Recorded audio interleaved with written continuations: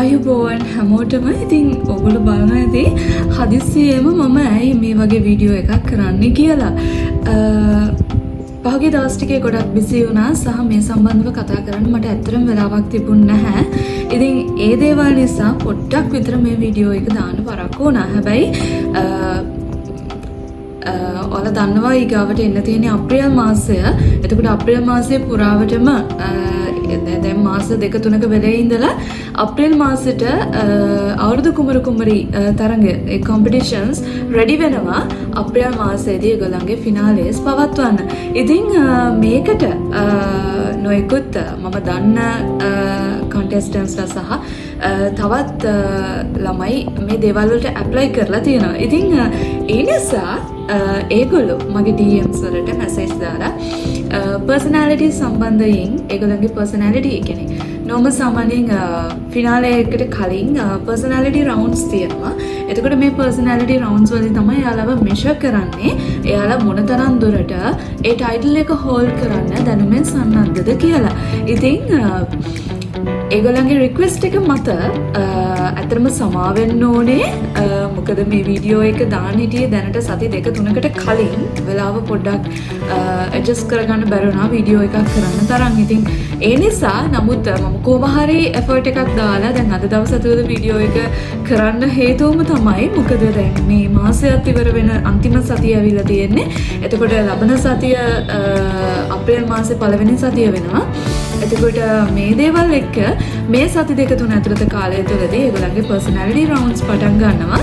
ඉතින් මගේ දැනුම එයාලට ෂෙයා කරගන්න බැරි වුණා. ඉතින් ඒක ලොකු අපරාධයක් වෙන නිසා. ඉතින් පර්සනැලිටි එක කියන්නේ තනි පුංචි වචනයක් වුණාට මේක වටේ ලොකු සර්කල් එකක් තියෙනවා. මේකට ඔයාගේ ethics, grooming, hygiene, එතකොට ඔයාගේ background එක, ඔයාගේ education එක, ඔයාගේ knowledge එක වගේම capacity එක මේ දේවල් වගේම ඔයාගේ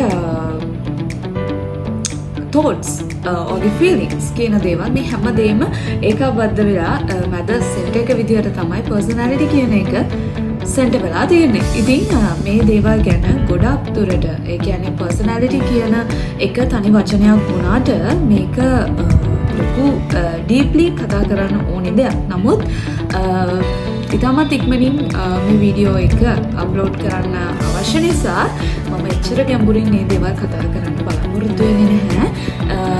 නමුත් ඉදිරියේදී මම දිගටම මේ ගැන කතා කරන්න බලාපොරොත්තු වෙන නිසා ඉදිරියේදී ඒ දේවල් ගැන කතා කරන්න බලාපොරොත්තු වෙනවා.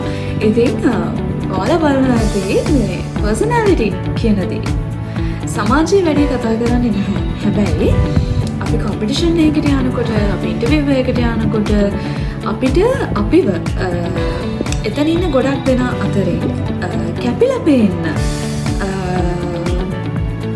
අවශ්‍ය විදිහට අපේ පර්සනැලිටි එක ඩෙවලොප් කරගෙන ගියේ නැත්නම් අපි ඒ අවස්ථාවල් වලදී ප්‍රතික්ෂේප වෙච්ච පුද්ගලයෙක් විදිහට එතනින් බැහැර වෙන්න එළියට යන්න ඉඩ තියෙනවා. ඉතින් ඒ නිසා ඒ දේවල් අවම කරගෙන ඉස්සරහට ලස්සනට ගමනක් හරි හිමින් යන්න ඕන නිසා මම හිතුවා මේ දේවල් පිළිබඳව ඔයාලට වීඩියෝ සීරීස් එකකින් දැනුවත් කරන්න ඕනේ. ඒ වගේම ප්‍රධානම දේ තමයි මම මේ වීඩියෝ සීරීස් එක ඉංග්‍රීසි ලැන්ග්වේජ් එකකින් කරන්න බලාපොරොත්තු වෙන්නේ නැහැ. මොකද ඒකට හේතුව අවුරුදු කුමරු කුමරි කොම්පිටිෂන්ස් වලදී ගොඩක් වෙලාවට උත්තර දෙන්න සිද්ධ වෙන්නේ සිංහල ලැන්ග්වේජ් එකකින්. එතකොට පැජන්ට් වගේ නම් ඉංග්‍රීසි ලැන්ග්වේජ් එකට තමයි ප්‍රයොරිටි එක යන්නේ. ඉතින් අවුරුදු කුමරු කුමරි කොම්පිටිෂන්ස් ලංකාව ආවේනික කරගෙන කියන්නේ ශ්‍රී ලංකන් කල්චර් එකට ආවේනික දෙයක් නිසා මම බේසිකලි මේක සිංහලෙන්ම තමයි කන්ටිනියු කරන්න බලාපොරොත්තු වෙන්නේ. එතකොට මම කියන දේවල් ඒගොල්ලන්ට තේරෙනවා සහ ඒගොල්ලන්ට ඒවා Tamanට ඇප්ලයි කරගන්න ලේසි වෙන නිසා. පර්සනැලිටි එක කියන්නේ මොකක්ද කියන එක ගැන අපි කතා කරනකොට පර්සනැලිටි එක what is personality කියන දෙයට සයිකොලොජිකලි ගොඩක් ඩෙෆිනිෂන්ස් එක් වෙලා තියෙනවා. ඒ කියන්නේ එක එක පුද්ගලයෝ එක එක විදිහට පර්සනැලිටි කියන දේ අර්ථ දක්වලා තියෙනවා. එතකොට පර්සනැලිටි එකක් කියන්නේ ඇත්තටම මොකක්ද කියන එක ගැන කතා කරාට පස්සේ විශේෂ දෙයක් ඒක පුද්ගලයාගෙන් පුද්ගලයාට සාපේක්ෂ විදිහට වෙනස් වෙනවා කාලයත් එක්ක. උදාහරණයක් විදිහට ගත්තොත් පුංචි කාලේ අපි පොඩි කාලේ තියෙන පර්සනැලිටි එක නෙමෙයි අපි ටික grow up වෙනකොට අපිට තියෙන්නේ. අපිට එක එක විදිහේ පර්සනැලිටිස් තමයි එක එක කාල පරිච්ඡේදයන් වලදී තියෙන්නේ. ඉතින් ඒක හරිම ස්පෙෂල් දෙයක්, ඒ වගේම සාපේක්ෂ දෙයක්, ඒ වගේම තමයි ඒක සාපේක්ෂ දෙයක් එක්ක ගත්තට පස්සේ ඔයා හිතන විදිය right? ඔයා ෆ්ලෝ කරන විදිය. ඒ කියන්නේ ඔයාට කවුරු හරි රෝල් මොඩල් එකක් ඉන්නවා නම් ඔයාට කවුරු හරි ඉන්ටර්නැෂනල් මොඩල් කෙනෙක් නම් ඔයා ෆලෝ කරන ඉන්ටර්නැෂනල් මොඩල් කෙනෙක් නම් ඔයා යන්නේ ඒ පාත් එකේ. එතකොට ඒ වගේ අපි අපිට තියෙන බෑග්ග්‍රවුන්ඩ් එක අනුව එතකොට අපිට තියෙන ඒ කාලෙට තියෙන එක්ස්පීරියන්සස් එක්ක ඒ කාලෙට තියෙන දැනුමත් එක්ක එතකොට කාලෙට එන ආසාවල් එක්ක අපි ෆලෝ කරන දේවල් එක්ක අපේ පර්සනැලිටි එක කාලෙන් කාලෙට වෙනස් වෙනවා. ඉතින් මේ ගැන විවිධ ඩෙෆිනිෂන්ස් මේ විදිහට අපිට හොයාගන්න පුළුවන් අපි Google කරාට පස්සේ.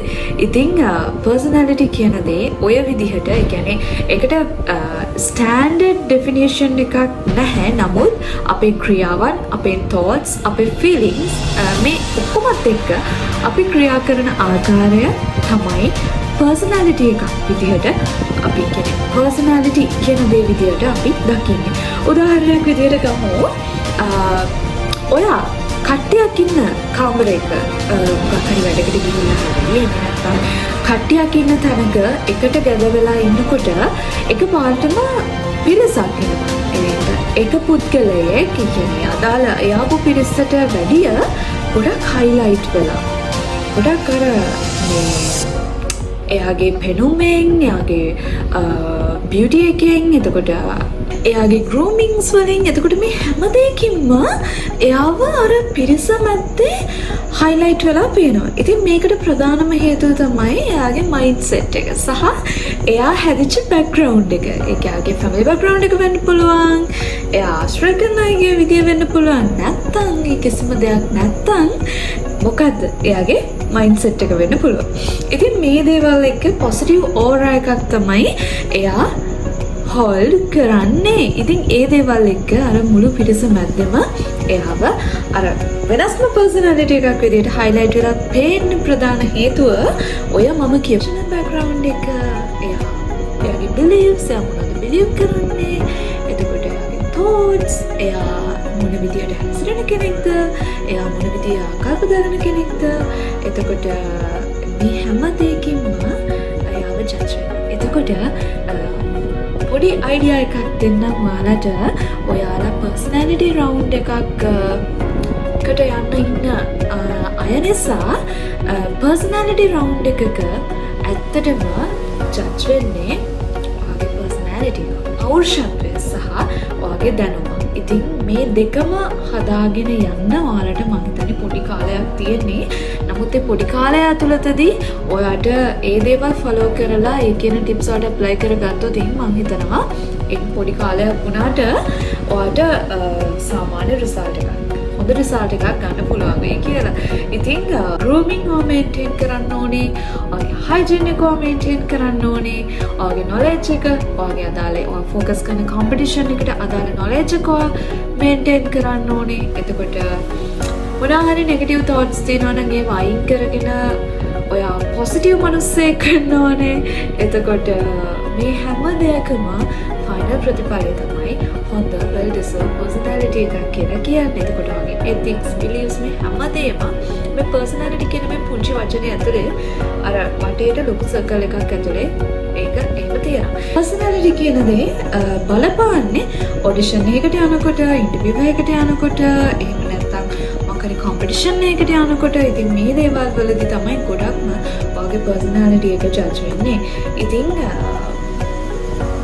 ඒ වගේ දේවල් වලට යනකොට ගොඩක් වෙලාවට select වෙන්නේ හොඳ personalities තියෙන අයව.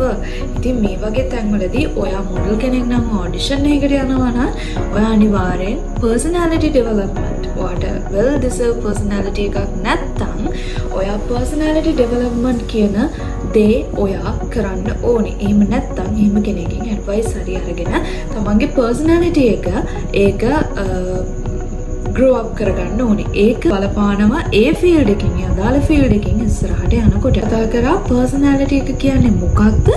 personality එක බලපාන්නේ මොන වගේ තැන්වලදීද? අපි දැන් කතා කරමු ඇයි අපිට මේ personality එක කියන දේ අවශ්‍ය වෙන්නේ? ඇයි අපිට මේක නැතුව අපිට ඉන්න බැරිද? පුළුවන්.